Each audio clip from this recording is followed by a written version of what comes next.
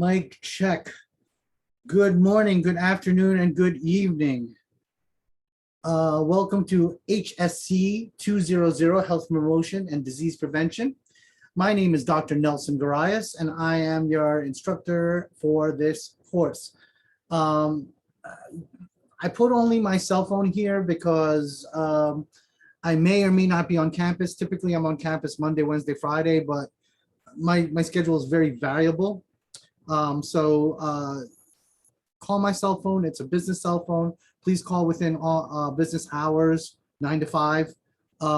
This is a company phone, so I pick up even on the weekends. So please text first. Text me your full name and the issue involved, and of course, the course number, which is HSC200. Now, this is an online course. So today is Monday, October 11th. It marks the first day of week 1. And this weekend, everything is pretty much due at the end of the week, which is Sunday midnight at 12 midnight. And at 12, and we're going to talk a little bit more about what happens at midnight if you don't post. So please, we are in healthcare, be on time, post regularly, post often, and if you have any issues, please get a message to me. Don't wait. Don't think, okay, maybe next week. So click here for daily announcements. I put updates. I put extra credit opportunities. Sometimes I put career services, helpful hints for study techniques. And of course, this, if you're looking at this, you probably have clicked on announcements and found this as well. And let's go over the course syllabus. So what is this course? And it's online. So we don't really have synchronous meeting times like we would for our hybrid classes and for our on the ground classes. So let's give it a second here. Maybe I could take this, give this link, because I'm in Safari. Sometimes that's not the best thing.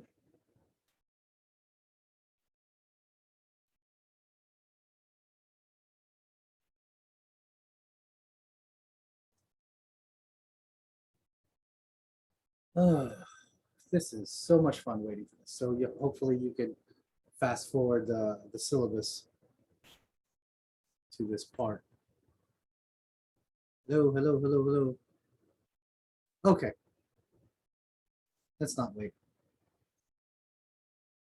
Let's go into grades. So if you look at your grades, you'll have discussions. There's A, B, C, D, E, and that's 20% of your grade. There are tasks. There are 8 of them in this 10-week program, 30% of your grade. Lessons, 30% of your grade. Final project, which looks like it's part of task 9 and lesson 9, that's also 20%. Come total of 100%. Okay, so now let's talk about the what happens if you don't get stuff in on time. So 12 midnight, the clock starts ticking. For every 24 hours that you don't submit something, it becomes automatically minus 10% right off the top. I can also make available for you the rubrics at which, or the grading sheets at which, how I judge what's good, what's bad, and what's not so good. Okay, so every week when you look at it, there's a discussion, task, and a lesson. So for this week, all of these items, discussion, task, and lesson, they are due by midnight this Sunday. Today is October 11th, and by this Sunday, which is, I believe, October 17th, midnight. Okay, and then for every 24 hours, I start chopping off 10%. Let's not be that person. Okay, so let's look at the discussion. So you watch this, what inspires behavioral change, because that is a big thing in regarding what we're talking about here, which is health promotion and health disease prevention. I am originally from the Department of Internal Medicine, and to be quite honest, by the time you get to see me with your symptoms, you're already in a lot of trouble. And usually it's a chronic thing like hypertension, diabetes, chronic renal failure, chronic obstructive pulmonary disease. And notice I mentioned a lot of chronic, ick pertaining to Cronus, time. So it's over the course of time. So the big thing that's in disease prevention is, how do I change the behaviors of my patient? Okay. For example, I'm addicted to Doritos. How do you make me stop eating Doritos? I've been eating it since, I don't know, since 5th grade. I don't think I can stop. I stopped everything else in my life, drinking, smoking. I smoked for 12 years, 12, 13 years, well into my early 30s. Not a good thing. So you look at the behavioral change model. And so you click on this, and also investigate the theory of planned behavior and reasoned action. Know what the constructs are, meaning what are the, when you look at the word construct, what is the main thing about each one for the behavioral change model? Let me grab my notes. Hold up. Where did I put my notes? Okay. Well, the big thing, let me just get right into it. So you read these, and the big thing regarding things like the behavioral change model is things like self-efficacy. That's one of the constructs. How do you get the patient to do things? Remember your medical terminology, self, auto. How do you make them do things by themselves? And the theory of planned behavior and reasoned action is there has to be some sort of rationale and some sort of reason for the patient to change. Okay. And it has to be planned. Okay, so these two things, it goes, you look at the TED Talk. Now, I'll be honest, right? Reading stuff, I'm not a fan of reading. And that's a funny thing because I went to medical school, right? And graduated medical school and then became a doctor for a little while. So all we do all day is reading, but sometimes it gets boring. I want you to practice what they call active listening and what we call in education scanning. So now you know what your goals are for this discussion. You want to see what are the things in this TED Talk that inspire behavioral change? What are these things in the behavioral change model and the theory of planned behavior and reasoned action are the constructs? What are so important? So after you do all this, right? Discuss what effect you believe health promotion, disease prevention programs have on people's lives and their behavior. So you have to give explicit examples and cite your sources. So for your discussion A for this Sunday, only do, I want you to only do your initial post, meaning I want you to do a post. Make sure the post is, of course, at least 250 to 350 words. You have at least one 7th edition APA citation. Okay, and I'll show you why. And don't have to answer anybody for this discussion A. I just want you to put your initial post, and that's for this this Sunday, the 17th. So make sure there's an introduction.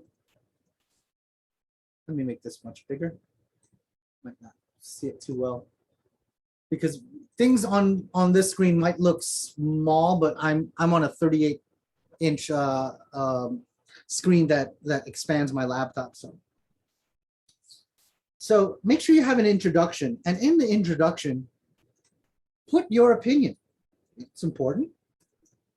Rationale on why you believe your opinion or the answer to the question is correct. Okay, put any definitions that you might have. And then the body, that's the important, that's the evidence. That's where you're going to cite the 7th edition APA format. So let's say, for example, I say blah, blah, blah, but I add an actual site. I cite somebody important, like somebody that's in a .org, like a hospital or um, a healthcare organization. Okay. .edu. Put this up. Oopsies. .edu. Make sure it's from a university, of course. We're our university college level. So make sure it's from a medical school or nursing school. Because there are, of course, EDU, it could be kindergarten, and you don't want to do that. And .gov, of course, things like the Department of Health, NIH, Center for Medicaid, Medicare Services, all the alphabet soup. Make sure it's from at least 2020. But honestly, hit up 2021. Citations, things from a .org, .edu, .gov from, this year, so that you have at least one piece of evidence that will back up whatever your opinion is and whatever reasoning you have for that opinion. And last but not least, of course, have a conclusion. Okay? Because maybe you have an opinion, but then you did some research and found, wait a minute, my opinion might not be as strong as the other side's opinion. But if it matches, it matches. And actually, when we start next week, when we start answering each other's posts, you do the same thing. Like, let's say, for example, I say, I love green peas. Typically everyone just answers, well, I love green peas too. No, that's not college. That's just stupid. What's good? I agree with you. I agree with your rationale. And I found a different body of evidence that makes your argument, or the original author's argument, more plausible and stronger and better. Or let's say you disagree with somebody. It's okay. It's okay to disagree. It's okay to have an open dialogue, but make sure you have a body of evidence that's from a legitimate vetted source, like a .org, .edu, .gov, and from 2020, 2021. And have your go and do it, please do it respectfully. Okay? So that is, I'm pretty much broken down my rubric on how you get a 100 on a discussion. Okay, so, and I'm looking for students who look at the things that they picked up in the behavioral change model, this thing right here, and the theory of planned behavior and reason action, this right here, and relate it to that TED Talk. And not all TED Talks are created equal. Some are nice. I'm not too much of a fan of TED Talks, but it's all right. So take all these things together, and you can actually even cite them as well. Okay, so that's how you have a good discussion. And the way you do it, you click on this, add new discussion, put discussion 1, and then of course all the other things, complete sentences, grammar, if you have photos or pictures or graphs or graphics or diagrams, please cite them as well. If you don't know how to cite, please go to here, this tab up here, library, APA sources, or hit up library services and get a call out to Ms. Laura DeLeon, our university librarian. You gotta know how to cite things, and at least one citation. So if you have 2 ideas, you better have at least 2 citations that will back up the 2 ideas. And that's how to make a good academic argument. And what is discuss the effects, what you believe in health promotion and disease prevention, how do these theories, how can they be applied to actually change the way people do business or change the way their health behavior, and give explicit real world examples and cite the source of the real world example. It's not enough to say, well, my Aunt Judy, she quit cold turkey because, I don't know, she was using crystals or whatever. What's better is, well, I looked up the Journal of American Medical Association regarding with crystals and the cessation of smoking, and found out that maybe it does work. Okay, and it does work on certain people. Or hypnotherapy is another weird one. But have not only an example, but where did you get it? Okay, and I'll be kind of lenient on the first week, but the weeks after that, I'm going to be kind of like a stickler on content, organization, and of course, we're in college. Let's grammar, spelling. If I see a lot of grammar, a lot of spelling issues, I gotta take off points. Okay. So that's discussion one. Due midnight Sunday, and only your initial discussion post. And then in the next week, we're going to start answering people. Now, what's the task? Okay, so we look at the task, and that's kind of like homework. So it says, investigate the CD's the social determinants of health, chronic disease and health promotion, WHO, World Health Organization, and building healthier communities by investing in prevention. So you click on these, and they're clickable because they're a different color, right? Now, identify from the things that you have read 3 major health issues internationally, globally, that would benefit from programs in health promotion and disease prevention. Then give me one program in the modern world that addresses these issues. For example, HIV. What program in this world that HIV is being taken care of in this world, which is a big, big issue in massive parts of many African nations. How about tuberculosis, which is a big, big deal in Southeast Asia? I'm from the lovely island of Philippines. We have the best tuberculosis. It doesn't respond to quadruple cox, anti-cox therapy. It spreads very, very fast, and it likes to affect babies. That's called miliary tuberculosis. So you could talk about things like that. So what program? Where's the program? And who are they targeting? Right? Are they targeting young people, old people, anybody in between? Right? And have some evidence that, hey, it actually works. So if I'm looking at this, identify 3 major issues, and each issue has to have who are they addressing, what's the issue, of course, that's kind of combined, where is the issue, like I mentioned with tuberculosis and HIV, who the target audience is, and of course, is it working? And you could get it from here, or you could look it up. You could Google it, but you know what's a good thing to do? Hit up your library, go to your library, access here, research databases, because when you look up Google, when you Google stuff, number one, everyone else will be Googling the same thing, and everyone's going to all have the same things. And you want to stand yourself out from the crowd. And you want to have, when you hit up Google, you get a lot of ads, advertising.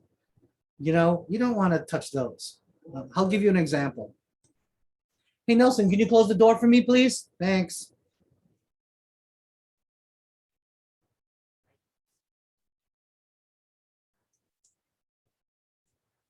So you see this?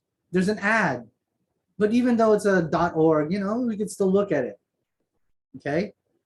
Here, you could look. Global HIV's epidemic. Kaiser Family Foundation. Kaiser and Kaiser Permanente do a lot of neat things. See, you could hit up this. Look, .gov. That's good. Another one. United Nations AIDS Foundation. Right? .gov, CDC.org. These are good things to look up, but don't want to get into this. Right off the bat, that's an ad. And it's better, this also, that just when you do Google, it just searches like, whatever's, the first top 10 that most people search. But when you search using our library research databases, it specifically targets academic journals and academic sources. Okay? So that's task 1. And again, do due this Sunday by midnight, and that's October 17th. Lesson 1. What do we have to do? Well, we look at this case study in the management of occupational percutaneous exposure. Percutaneous means things that go through my skin. So needle sticks and the such, okay? So now, we're a small group, so review it yourself. And then during the course of this term, 20% is your project, right? So it's kind of easy because every week you're building your project. So the first thing you're gonna do, and you're gonna do this by yourself, right? Look at this case study and what do you call that? Start, what do you call that? Start looking into like how am I going to start looking at building a health prevention plan. That's what you're doing. Okay. So when you read this, let's click on it. When you download case, I want to look at this case. Okay. And when I look at this case, start answering these questions. That's what you're actually turning in, these questions. But as you're answering these questions, in the back of your mind for your end product, right? What protocols am I going to start writing for my project? Okay. And if you look back, let's go back to, right? So what do you need to do for submissions? Of course, answer those questions really easy, but start asking yourself, what disease prevention strategies does this case involve? Okay.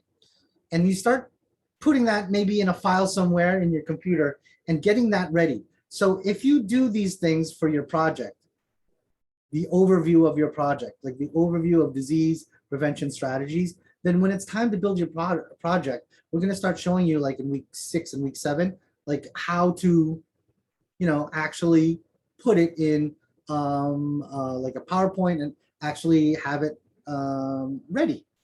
Okay. So we're not working as a team, you're individual. Okay. So the project assignment, restart.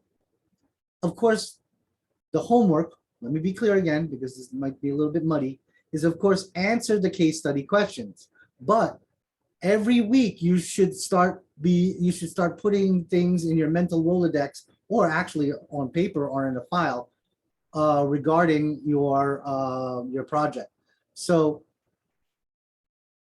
because the project assignment has to do with the earthquake, so you have to start asking yourself, okay, what kind of preventive measures am I have with certain locales, certain locations, what type of housing, what type of buildings, and what type of industries am I looking at when I am developing my my prevention strategies.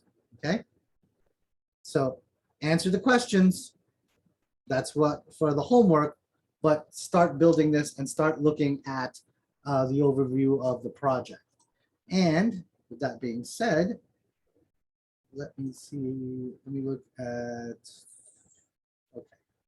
Here's the actionable plan to response in the Brazil earthquake. I will make that available.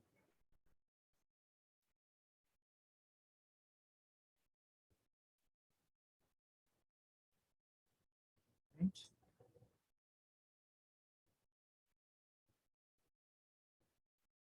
Let me put this here. I'll make that available in the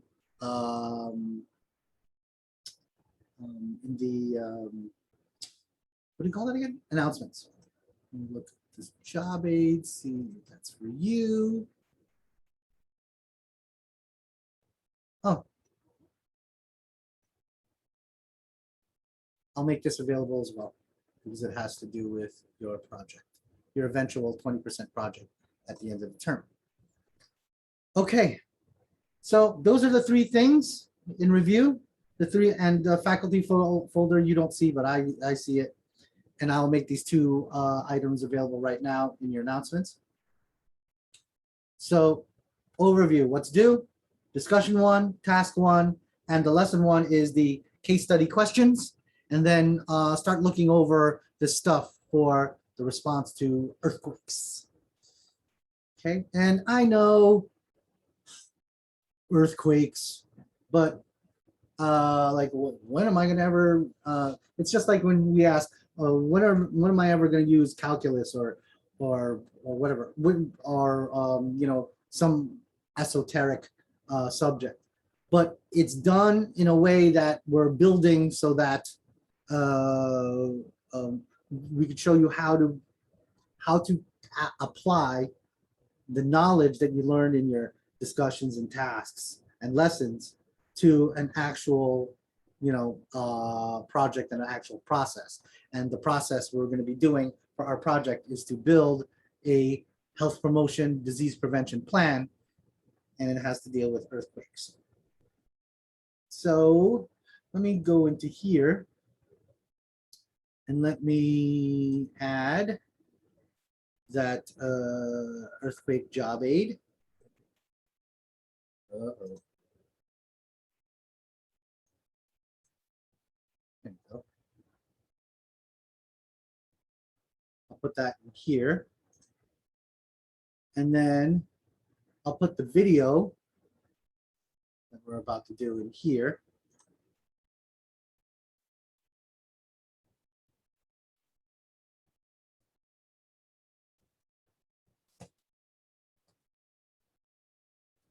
And earthquake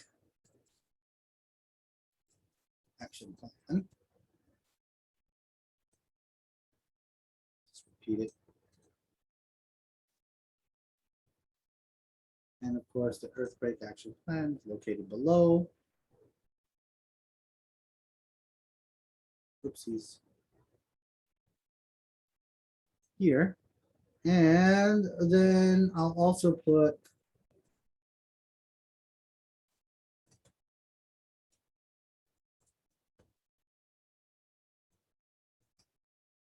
the link to this video after I, you know, produce it and do all the, you know, all the YouTube-y things that I have to do. I'll put it in there. So again, if you have any questions, and I'm sure you do, it's online. You're pretty much left to your own devices, but you got me. Call me, right? Email me at the first sign of trouble. Here's also another website here regarding 7th edition resources, how to use them.